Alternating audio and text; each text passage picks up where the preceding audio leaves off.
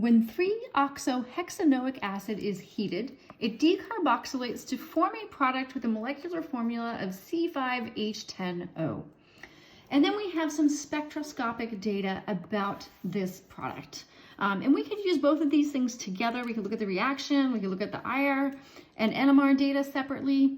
And either of these things would give us the answer. But what I want to focus on first is just drawing the mechanism of this decarboxylation, because that's kind of the new piece of information for us. So I'm going to go ahead and I'm going to redraw this 3-oxohexanoic acid. And we will draw the mechanism for the decarboxylation. And so where we're losing the CO2 is from here. So if we're decarboxylating it, we're forming this and CO2.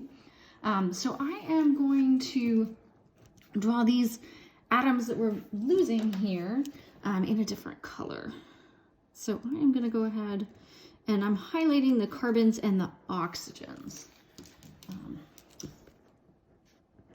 Okay, I'm going to keep that hydrogen in blue because that's going to go with this portion of the molecule. So when you heat this up, this is what's going to happen. So this carbonyl, so it has to be a carbonyl that is at the 3 position to a carboxylic acid. So 1, 2, 3. That's why this decarboxylation can take place. But so this carbonyl is going to remove that proton. These electrons are going to come in to form a double bond. So this is making your other double bond of that CO2.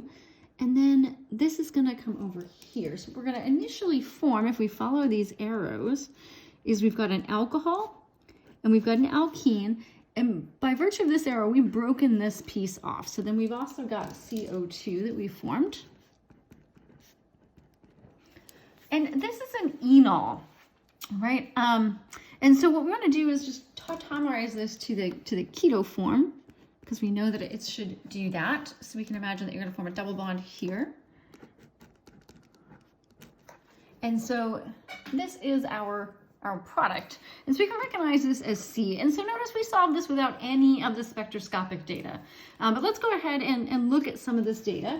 So we've got this IR spectrum. It tells us that we have peaks in the 2950 to 2850. That's really characteristic of sp3 carbon hydrogen stretches, which we expect. We don't see anything above it, so that's one hint that we don't still have that alkene. The intense peak at 1720 sounds like a carbonyl, and in this case it would be the carbonyl of the ketone. And then in your carbon 13 data, so we've got 5 different signals. That, for one thing, that tells you that you have 5 different carbon atoms in your molecule. So you've got these 5 signals. So the one at 209, that's pretty high, and that's a good sign that you have a carbonyl. And being at that high end of even the carbonyl range, that tells you that your carbonyl is a ketone. And then your remaining signals, so the 46, the 30, the 17, and the 14, those would all be from your 4 different sp3 hybridized carbon atoms.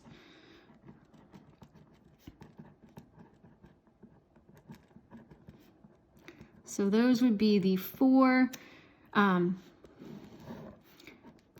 sp3 carbons of that. And we could probably distinguish which one's which. It's not really necessary to solve this.